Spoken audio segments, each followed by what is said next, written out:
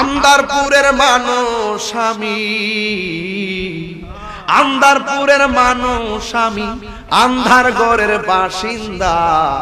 ও আল্লাহ, ও আল্লাহ, আমি পাপিষ্ট বান্দা।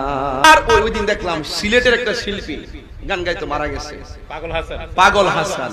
সে দেখছি তার মার কাজ করতেছিল। গই আছে না, গই খুব মায়া লাগছে দেখতে ভাই।